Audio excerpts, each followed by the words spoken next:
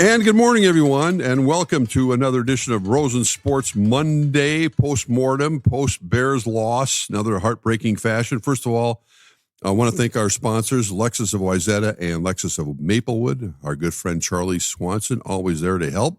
Check them out for yourself, and Stretch Labs throughout the Twin Cities, my go-to place to add to my exercise regimen every single week. And they're wonderful. So just check them out. You'll hear a commercial from them a little bit later. Special guest today, Alec Lewis from The Athletic. And here we are, Alec, talking another Viking frustrating loss. I sit in front of you at the press box during the games, and I'm looking at my notes because I've had this habit, and I'm old school, real old school. I like keeping notes of all the plays. I just like to have them for my own reference for later on. I used to do it when I did my Sports Sunday show, so it'd be easy to find the highlights and check them off and give them to the editor and say, this are the plays I want in this order. Well, on the first sequence, I have when the Vikings won the toss and elected to receive, right? So that was unusual. Yeah, when that happened, I was like, oh, okay, they're trying to set the tone offensively. That was interesting. They want to get J.J. McCarthy going, maybe get the ball and just go. And I wrote down 3rd and 3 on the 48. J.J. high pass to Jefferson. And I remember turning around, and you sit next to Kevin Seifert and some of the other guys that cover this team on a regular basis. And I went, and he just airmailed that pass. And I just looked around going, oh, boy, is it going to be one of those days again? Yeah. It felt like it. No doubt. And there was a 3rd down before that to Adam Thielen where and it was a catch. But if you go back and rewatch that play, the ball was well placed behind him, and it was a good catch by Adam Thielen. And really, the placement being behind him allowed Adam Thielen to get the first down. But, yeah, it was – seeing the inaccuracy at the beginning there, that's like the red alert warning sign in your head, because that's the one thing, you know how it is, Mark. Like you do podcasts, you walk on the street, you're with buddies, and they're like, what do you want to see? Like you show up Sunday, what do you want to see? And the thing for me is like, can he just be accurate in rhythm? Right. And when you don't, when it's that early and you're seeing trouble, you start to be in the press box hunching over like the Jimmy Butler meme that goes around. I mean, that's how it feels. Well, the next time they had the football, it was a 3rd and 7, and I wrote down incomplete, deep to Addison, drop. And there were more than a few times I wrote that word drop yesterday. So it wasn't just McCarthy airmailing some passes. He had a few that should have been caught no matter how the velocity was or where the ball was. They got their hands on it and they should have caught it. Yeah, and that's been the theme really all year, is when JJ has not been perfect, everywhere else, it really feels like they need to be as close to perfect as possible, and they haven't been able to rise to that level. Like 2 weeks ago, it was the false starts. This week, it was drops. I mean, Jordan Addison, that play wide open over the middle, you almost wonder, like, for that type of player to drop that type of pass, is there, like, did he not expect the ball to be there, or, did he expect it to have a different trajectory? Because you're just trying to come up with reasons to make something that doesn't make sense. And there were a lot of those yesterday, which can't happen when the quarterback is as, wayward as he's been. As although the Vikings weren't putting points on the board, they did run the ball a lot more. KOC, I don't think he was necessarily responding to external pressures from reporters, the public, but he got an earful, I'm sure, of understanding you may want to simplify things a little bit and use your running attack behind an offensive line that's healthy and looking pretty damn effective right now. Yeah, I mean, the offensive line is crazy. The Bears entered the game with one of the least menacing fronts in football. So it's helpful when you're going up against that type of talent. But the offensive line did the job. And for them to lean a little bit further into the run game was, I don't know, like a sight for sore eyes for me. It's just been, we've talked about the run game really for years. Like I've told this story many times, but I remember after Kevin O'Connell's first season in 2022, we're in Indianapolis at the combine, the beat writers, and we sit with Kevin at this ballroom table, and he's like, we got to get the run game better. And this was going into 2023. And then we talked about it going into 2024. Then we talked about it this year. And there have been some different tweaks and adjustments and personnel, but it really has never felt like it's been the pitch that this team can rely on. And again, with the quarterback situation being what it is right now, it just kind of has to be. So it was good to see more of it for sure. Well, yeah, you don't want to put McCarthy constantly in these, 2nd and 8, 3rd and 7s. And they were doing it pretty successfully. I mean, Aaron Jones ran the ball well. Mason came in and did his thing. It wasn't spectacular. It wasn't Derrick Henry in his prime, but they were able to move the sticks, although they didn't get the results, in the end zone. And that's the stuff that, I mean, this team, how many touchdowns they scored at home? I mean, they've 1-4 at home right now. And it's kind of a restless feeling because this used to be a place where opposing teams would absolutely hate to walk into with the crowd noise. It's a good question of how many touchdowns they've scored at home. I mean, but for the Bengals game, that game, I put this stat on Twitter earlier this morning. The Vikings forced 5 turnovers against the Bengals. They forced 4 turnovers in all the other games this season. That. It's crazy. And that's not to knock the defense because Lord knows they're doing as much heavy lifting as they can. And there are criticisms to be thrown there as well. But it's a good, the home field advantage part of it is something worth mentioning. And it's not the first time over the last few years that it's felt like, you don't have this major edge when teams walk in your building. And it's unfortunate because it is such a beautiful building and the crowd does, like, you've been here, you guys have been around so long, but me only being here for 4 years, this fan base cares so deeply and wants it so bad, almost to a point where you feel bad as a person who's covering it, which I probably shouldn't, but I do. Yeah, people do have a tendency to wear their emotions on their sleeves, and they threw some booing in the direction of J.J. McCarthy, and McCarthy understood that. I mean, they want to win badly, and it's like, man, it's a frustration thing more than anything. I mean, that when you're sitting there and you're paying good money for tickets, and you're not seeing the basics, the fundamentals being perfected, you're going to get restless, and it's an indication of how this season has gone at home for this team. Started with the Atlanta game where they didn't score a touchdown. Obviously, but the Baltimore game, the Eagles game. But this was a divisional game against the team now, the Chicago Bears. I'm not laughing at them, but I mean, I'm saying they're doing it with smoke and mirrors. They got a tough schedule ahead of them. But kudos to Ben Johnson and what they're doing over there. I mean, he had to resurrect that team and convince them they have another way of getting this thing done. And they're doing it quite well right now. Yeah, it feels like Ben Johnson entered that building and, I mean, just raised the standard immediately. And really, I mean, specifically with Caleb Williams, it's almost felt like from the get-go, he's like, Caleb, you can meet me at this place or else it's not going to work. And it's really pushed Caleb. Did I think Caleb had an amazing game Sunday? No, not at all. Not in the slightest. The athleticism stuff is jaw-dropping at times. But yeah, I mean, that Bears team, they're 7-3, and it's the formula that we've seen here. Right. We saw it in 2022. You force turnovers, you win in close games because you're winning on the margins, and that, I mean, that's one of the areas that has really been an indicator of success for Kevin O'Connell. When they break even or win the turnover margin, right, they have like a 90% win rate, and they haven't been able to do that, and the Bears have. And so that's why they're 7-3. It's stunning that the Vikings have only 3 interceptions this year. Crazy. That's almost impossible. You think just out of sheer luck that the ball would tip off a receiver's hands and someone in the secondary would get their hands on it. But they, for the most part, really don't even come close. They almost recovered a fumble yesterday. That would have been a big play, but they haven't been able to kind of turn the field over and give J.J. McCarthy 25, 30 yards to work with instead of 70. No doubt. And it's some of it, I think, is, they've had more trouble stopping the run on early downs. So opponents they're in better situations on third down where they don't have to take on as much risk. So that's part of it.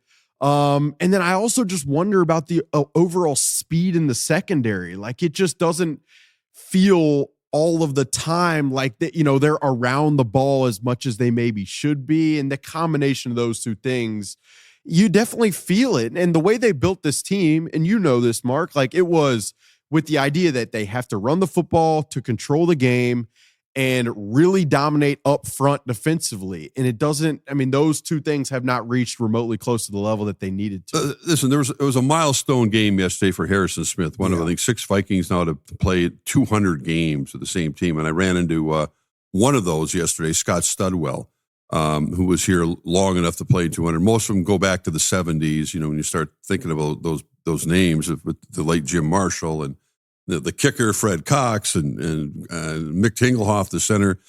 And Scott said, I shouldn't have been out there that last year. They kind of threw me out there, and I'd go out there for a few plays, and someone else would come in.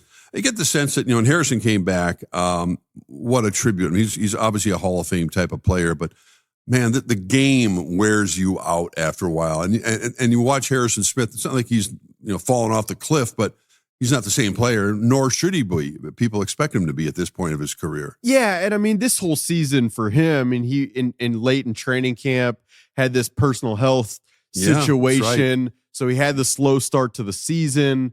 And then he's back because he's loved playing with Brian Flores defense. Like I don't think he would still be playing if Brian Flores wasn't still here. And I feel pretty comfortable saying that. But then he's also back because he wants to do for this town what everyone here in this town wants. And the fact that they're 4-6 and staring down the barrel of potentially no playoff opportunity, that would have to be really tough when you you can't. Part of the reason you came back was to get to that place. Well, and he's going to be the Ring of Honor. He'll be recognized forever as one of the greats to ever play the game for the Minnesota Vikings. So kudos to Harrison. It was nice to see his family out there with the Gallahorn, the whole bit yesterday. That was awesome. And he I was watching the sideline as his wife and his daughters were up there, right? And he was just kind of like walking alone, looking up at that. And I thought like, that has to be such a cool deal for him. But he is a special player. He's also just such a unique person. And there guards his privacy very well, yeah. And kind of doesn't give you guys necessarily a lot. But I've always found him to be very engaging when you get him kind of one-on-one. Yeah, he's like thoughtful. He's a thinker. Like if you got beers with him, the amount, like the places it could go would be right. But right. You hear stories all the time that sometimes never reach the press of, him paying for a rookie's dinner, like calling ahead, stuff like that, where you just there's an intent behind how he goes about it that is it's very impressive. So I'm grateful that I've gotten to cover him. I'll say that. Yeah, absolutely, it is. He's a special person and a special player. Well, let's open Pandora's box here a little bit as we continue our discussion about the never-ending discussion about the quarterback. And where he's at, where he's going. Our good friend Paul Allen was talking this morning about what did he say? You don't skip steps. You don't skip steps. That whole thing. More than anyone too, that there's a restlessness that people, they don't want to wait. No one wants to wait. They're saying, well, Justin Jefferson's going to get frustrated. He's going to try to, kind of bully his way out of the Vikings if things don't get better. He's a captain on this team. He's saying all the right things. Where are you at with what KOC's dealing with on this week-to-week basis? With a 4-6 record, the odds are against them certainly that they're going to get to the postseason. But is it truly just they've got to find out what they have with this kid right now and continue on with it? They really have a choice. Yeah, it has to be that way. But, it's been hard. It's been hard for everybody. It's been hard for Kevin O'Connell.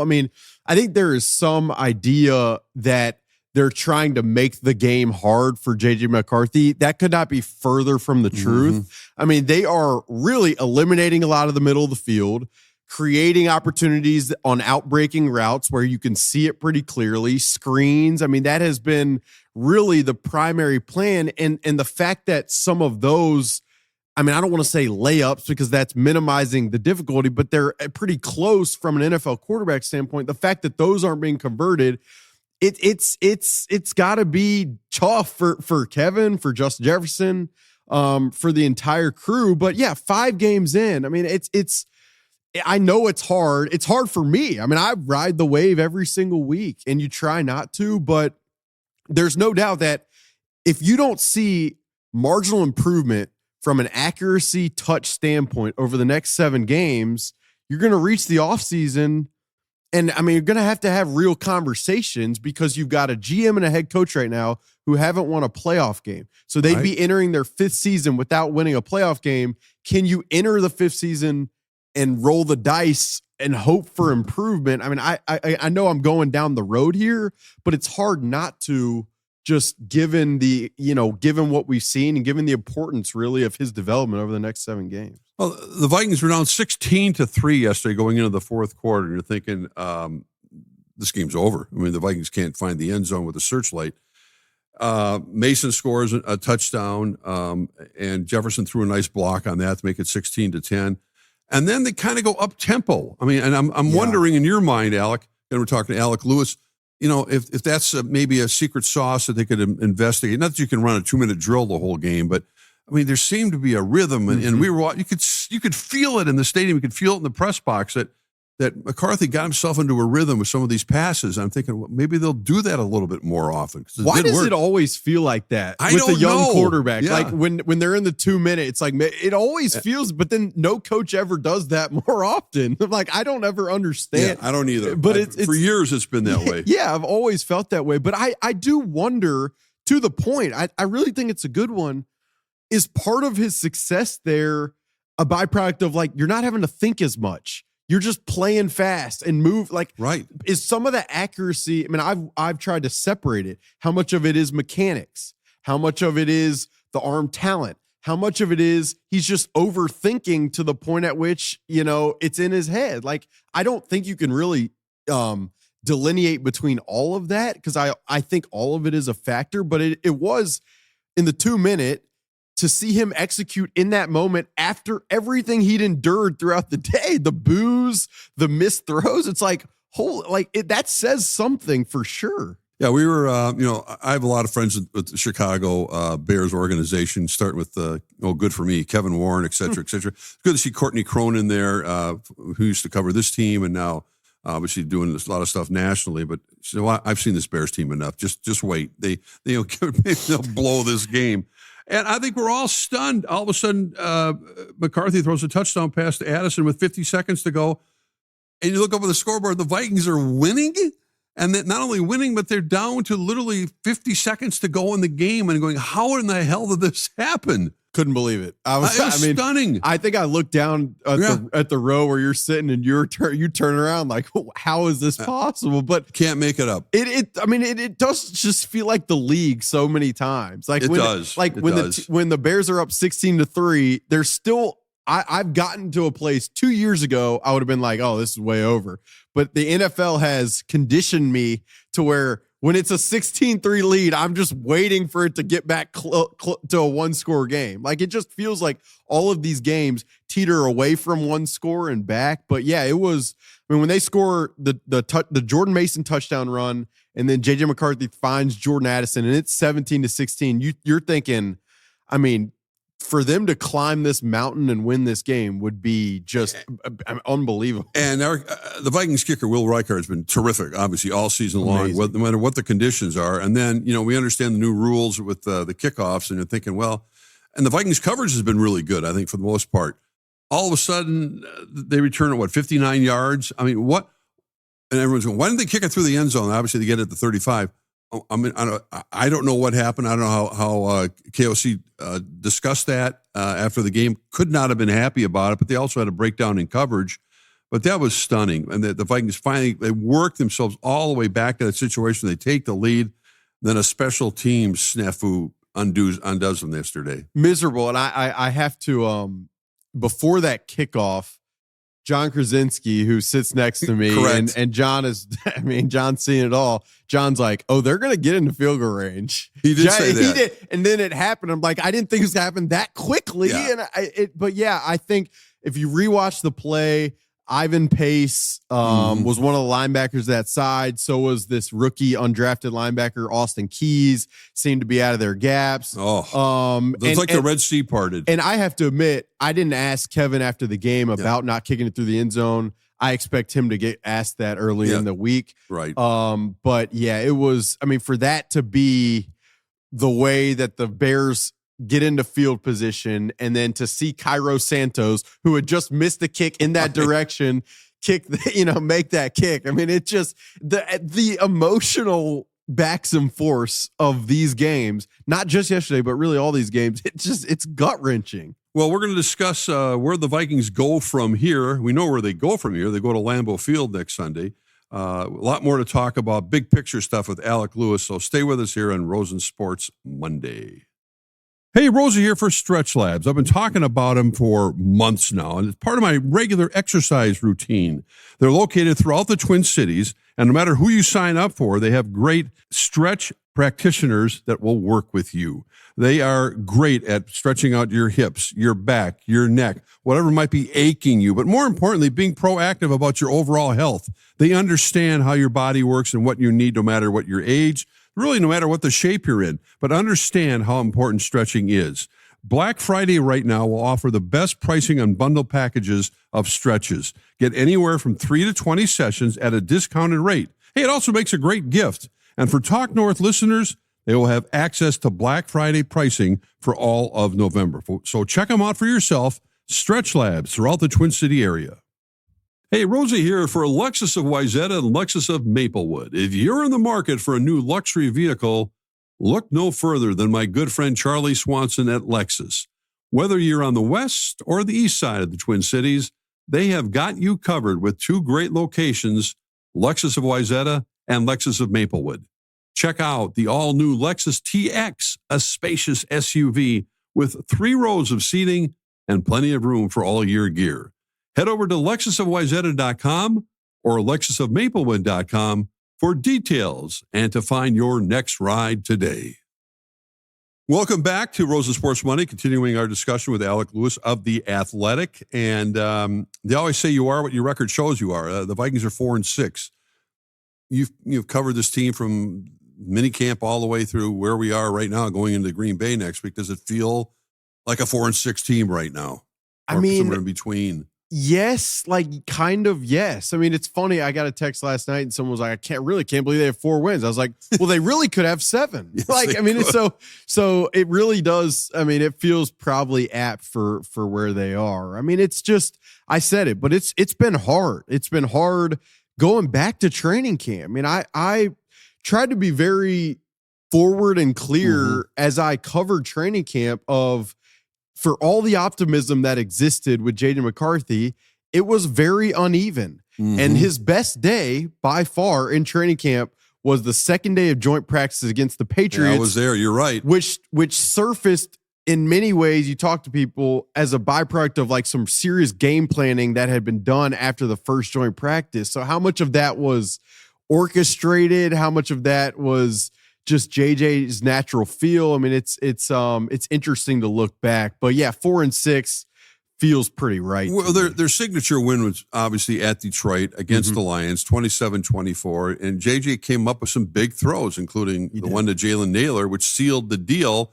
Doesn't have to have gaudy stats to win that game. The Vikings defensive front four maybe have the blueprint, which again we saw last night with the Eagles going after Jared Goff because the Vikings harassed him all day. The Vikings won the game 27-24. But that was an indication, again, where it almost frustrates you all the more because the Vikings have shown the capacity to go on the road and beat a team that has been kicking dirt in their faces for a while now against a Lions team that's one of the Super Bowl favorites. And they did it, and McCarthy did it when it really counted the most, and he almost did it. He did it again yesterday, late in the game. Yeah, the Lions win. Like I was talking to my dad yesterday morning before the Bears game. He's like, if they can do that, then. But I know. I mean, look, I think the challenge moving forward now is a lot of these teams are going to play specifically in the short term. Their fronts defensively and offensively. Specifically defensively, are much better than what the Vikings have faced the last couple weeks. And for it to be as much of a slog as it's been the last couple weeks, You just wonder if you add pressure to the equation, what does it look like? I mean, the Packers, obviously, with Micah Parsons, you know what it is. The Seahawks defensive front is, I mean, these guys are just like tearing down the wall to see how many sacks they can accumulate. So, it's going to be interesting to watch. Can't, again, escape the conversation with about J.J. McCarthy. Chris Carter popped up to say hello yesterday. He was at the game, and, obviously I go way back with Chris, and he, being an Ohio State guy, he has his own opinions about Michigan guys. But he was telling me that, and he wasn't like throwing sand in his face or kicking sand in J.J. McCarthy's face, but he said, he did come from a system that had a great defense, a phenomenal running game, didn't have to be a hero every single game, didn't have to throw the ball 40 times to win it like a lot of college quarterbacks do. But you have to kind of look at a 2 to 3 year window with him and see where he goes. I think, and he was saying basically that Tom Brady was echoing those thoughts. So, I mean, how do you tell the players? How do you tell? Patience is not a virtue you can have too long in the NFL. No. Looking at the other quarterbacks, the Bo Nixes of the world, obviously Daniels is injured. What Drake May is doing in New England. I mean, you're seeing some guys in this, kind of second time around putting up some big numbers. Yeah, I mean, patience is a lovely concept. It really is. But if you get let's say they enter next season with J.J. McCarthy having used the entire offseason to develop, and then you get 9 games in and it's still really up and down.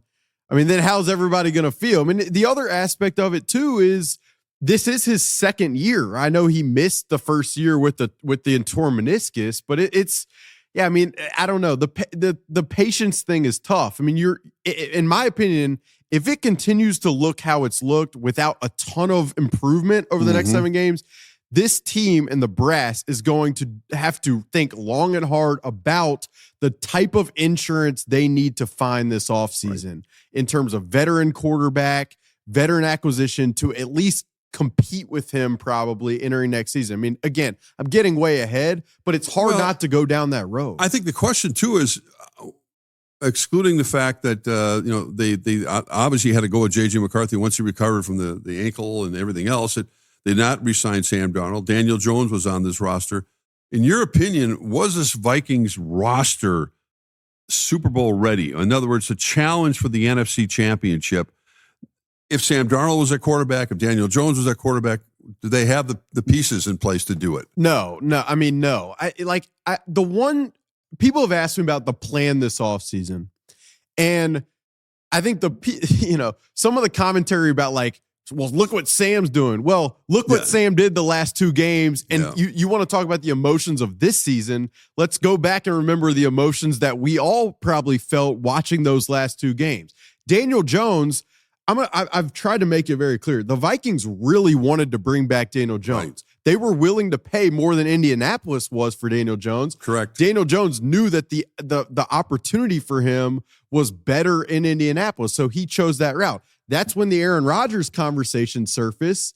And while there was a lot of opinions internally about that, the Vikings forged ahead with J.J. McCarthy. The one area of the plan that was easy to poke holes in even at the time was your backup is Sam Howell at the time, and then it became Carson Wentz. So the fact that they did not push further for more insurance for this season, that's where it is. But to your original question, I'm going to make this succinct.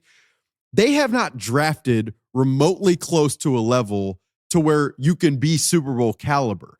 It's just really impossible to build a team through free agency that reaches, that climbs to that level. They don't have a defensive starter drafted since 2021. That's crazy. It's almost impossible. It feels like it really difficult. And Dallas Turner looked great Sunday, which is great to see, but he's not a primary starter still. So that every time I think about that, I tell friends that I think they want to hit me probably across the head, but it's just the truth. Well, the Donovan Jackson's turned out to be, at least on paper right now, and more on the field as a terrific pick. I mean, that offensive line did look very good yesterday when healthy. I mean, we know that Ryan Kelly, they spent a lot of money on him, and his window's been open now, potentially to return from the concussion issues which have plagued him the last few years.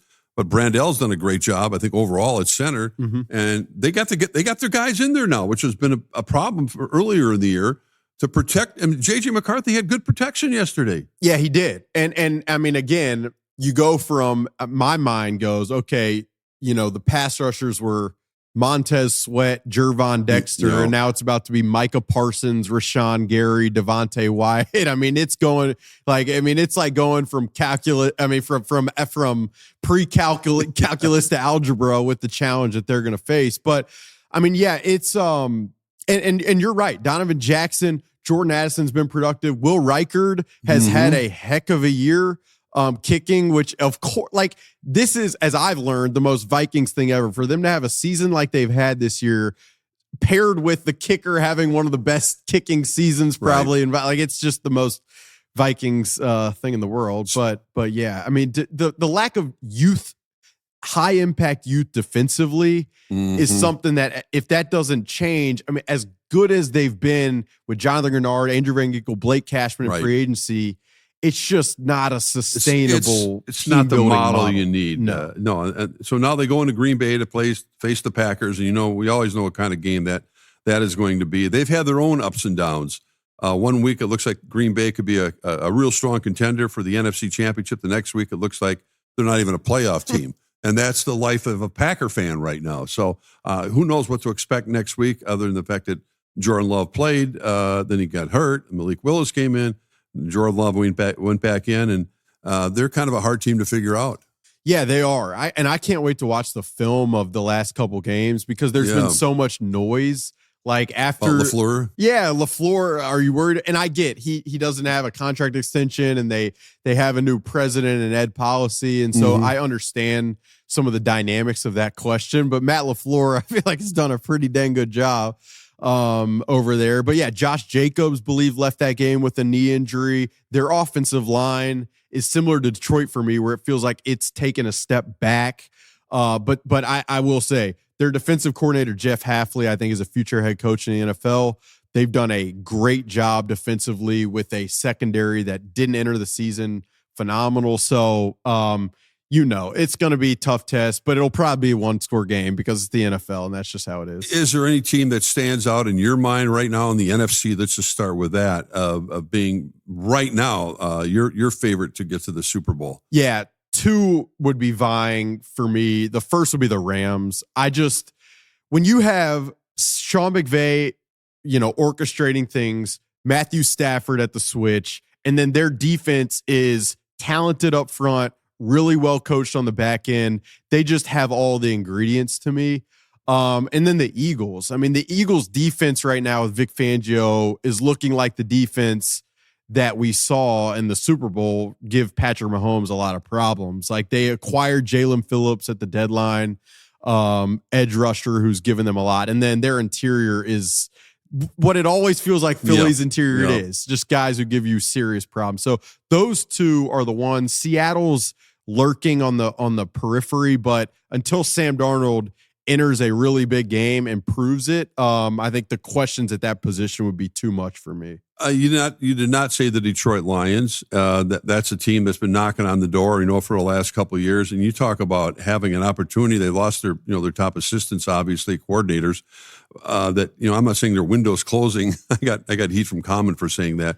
But I mean, I wonder even again, like after last night, thinking if they don't get there, they've really stacked the deck to put themselves in a position. It's not like they're going to fall off the face of the earth with the running backs they have and the quarterback and the wide receivers, but they put a lot of stock and a lot of investment in those players, including Aiden Hutchinson. Yeah, I mean, it's boring of me to say this, but I the offensive line is usually when an offense is struggling or team struggling, you can probably just look at the offensive line. And it's not sexy radio that's going to do a bunch of hits, but losing Frank Ragnow at center, that's a major deal. Their guards have been really young and not spectacular. And then they've had injuries at the tackle spots. And Jared Goff, as good as he is when he has time and is in rhythm, if you get to him early, it feels like he starts to unravel a little bit. And so you really need the offensive line for that specific quarterback. Now, the thing about Detroit is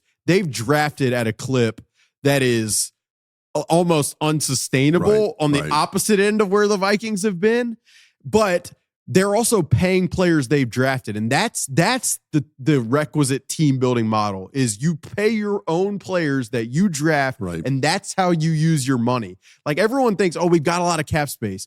Part of that is because you don't have enough young talent that you can extend. And so I think they'll probably be fine in the long run, but I am curious at some point, do they try to find a path from Jared Goff to a younger quarterback? It would be interesting to me, like how they try to go about that. You spent a lot of time, obviously, at TCO Performance Center covering news conferences and KOC weekly news conferences, plural. Have you noticed any change in his temperament and his approach? I mean, he's a wordsmith. He knows how to twist sentences around. That could be wearing on him because he's dealt a hand right now where he's the quarterback whisperer, and people expect it, the inside and outside, to see the kind of development. And we still got a long ways to go. We still got 7 games left to see what J.J. McCarthy can do. But these are really important football games for the two of them together, I think, if you look at it that way. Yeah, just speaking bluntly, I feel like his temperament's been different most of the year. It just feels like the stress of it all, the challenge of it all has gotten to him. Now, in press conference settings, it's so performative in many ways. And he's gotten to a place where if he talks a lot, people say he's talking a lot. If he's short, people say, what's wrong with him? Brusque. Yeah. So it's kind of a lose-lose for him in that aspect. But yeah, I've been very clear, kind of talking to people I know, and sometimes on the podcast that I do and in writing, where if it feels like it's weighed on him for sure. And if I can sense that, I guarantee you people internally can sense that. And so, I mean, I don't know what the fix is. You can't fake it. I mean, if it's difficult, it's difficult. So we'll see if they can kind of turn around and establish some momentum, positive trajectory through these last 7 games. It's been fun having you on the podcast. We had you on before talking about your background and et cetera, now with the Athletic. And what does Alec Lewis's professional life look like after the football season's over? Because it never seems to ever end, because the NFL, no league is better than the NFL in terms of being viable 365 days a year. It's so funny you asked that. I had dinner with one of our Bears writers last night, and he and his wife are having their 3rd child, and he's like, yeah, I was asking about paternity leave, and he's like, probably going to take some of it, and then the draft I'll be on. And I'm like, this is just, the nature of this job is insane. I know for me specifically, and the listeners are probably like, we don't, but I after this season, and it has been a grind going back to the spring, I'm going to need to go in hibernation. If there is a northern Minnesota, I don't know, replenishing area that I can find, that's probably where I need to go. Well, you have some role models within your company, as they say. I mean, I think of Michael Russo, first of all. We were walking in here both with our iced coffees and saying that Russo probably leads the Athletic in consumption of caffeine. Can you elaborate on that? Yeah, Russo with the coffee. I mean, it's to concerning levels. There's no doubt about it. But you don't cover that team and that sport at that level for that long without some kind of special sauce. I mean, it just doesn't happen. But yeah, I mean, like I mentioned John Krasinski earlier. John and his wife and kids, I feel like he balances it at a level that I envy. Yeah, right. I do. I do. Really does a good job with it. Yeah, without question. So, it's you lean on people like that in seasons like this because it really. You feel like I feel. Justin Jefferson said after the game, he was asked about managing the wins and the young quarterback. He's like, it's difficult. We're not going to. And I personally, I know I'm not I'm an objective guy outside. I don't work for the team, but you feel the difficulty even in my seat. Which my parents would say is not healthy at all, but it's just part of it. Yeah, and speaking of Justin Jefferson, people are saying, oh, he's going to get frustrated. He's going to ask for a trade. You see anything of that kind happening? People are always trying to do that with receive, and I get the history. The diva. Yeah, the history and the history here. I understand it. I do think if these next 7 games are not improved from an accuracy standpoint, he's going to enter the offseason really, really frustrated. But by no means does that mean I expect him to go off the rails in that way. He's too grounded. He sees the big picture too well, which again does not mean he's not going to mandate, dictate, be really frustrated. And he has every right to feel the way he's felt through the season. But I mean, even when it took a while for his extension to get done, and you had people like, oh, he probably just wants, and that was all, people are always trying to create noise when it doesn't exist. Justin's too sharp of a guy to go down that road, but they are going to have to prove to him that they have a quarterback who can generate more than 150 yards of offense. It's always fun talking with you, and I think that the Athletic has turned into a machine, and I'm sure it's fun for you to be a part of it. Because not just, as you mentioned, you had dinner with a friend from Chicago. So we're talking about a national organization here of giving opportunities for long form journalism that we really don't see too often in other forms of as they say, the big J. Yeah. And I'm beyond grateful. Like, I mean, especially to be here, our staff here, Aaron Gleeman, Dan Hayes, Joe Smith, who covers the Wild with us. We're stacked, and we're really, I mean, the fact that I get to be here, I don't take it for granted. I say that all the time. But there's no question. Like the stories I love to do, I did something a couple of weeks ago on Jalen Redmond and why he wears 61 to honor. Yes. It was a great story. And like, that's the stuff I love to do in a season like this, where there's so much writing on it. And the quarterback in particular, you don't get as much time probably to do that type of stuff. But it's a fun. I never take it for granted. As I'm walking to the stadium on these Sundays, it's hard for me not to smile at the opportunity that I have. Well, many football players, as you know, fans see them. They got a number. They got a helmet. We don't get to see what they look like. You're not watching an NBA game, even an NHL game or baseball game where you can see them up close and actually visually see what they look like. You wouldn't be able to recognize Jalen Redmond walking down the street, unless he's wearing his uniform number. And there's a great story behind him. And that's the beauty of what you guys do for a living. And these guys are very human. And not to bring it, I mean, we've done a lot of J.J. McCarthy, but I do think about this dude as a 22-year-old. 22. Like, being 22 is hard enough in life. But you think about being 22 with the spotlight and the microscope that is the lens that is on you at all times, just had the birth of your son, thrown into the fire. I mean, I think a lot about and empathize a lot with where he is in life right now. And not a lot of people who want me to criticize all the time probably love me saying that or whatever. But like, that's the lens. That's how I view it, because these guys are people, right, even though there are so many heroes. But in his own words, where else would you rather be? I mean, it's true. He was born to do this kind of, and he's a competitive guy. And at 22, yeah, you're right. I mean, you forget about how young these guys are yet. In the professional world, it doesn't seem that young anymore. I mean, they're out doing their thing even before that in certain sports. It's crazy. And that's not to say, I mean, he's had a pretty fortunate life, because I totally understand that. But irregardless of the money, the status, the fame, like these guys go through things just like everybody else. So I try to keep that very much in mind. Every day I'm out there in the locker room and I see these guys messing around and shooting the basketball in there and having fun. Like, it is, they are human, and they do go through a lot of things, and the insecurities that probably so many listening to this had at 22 years old, it exists. I can't even imagine at that level too. Well, enjoy your trip to Lambeau. That's got to be one of the favorite places to cover a football game. It's a cathedral there. There's nothing special. Really the next two. I love Seattle too. That stadium is so cool. So yeah, it should be fun. Get to go home and see some family for Thanksgiving, which should be good. So. Wonderful. Alec Lewis, thank you so much for spending some time with us. Always today. Fun, Mark. Thank you. Thank you. Yeah, Alec Lewis, you've been listening to Rosen Sports Monday here on Talk North Sports.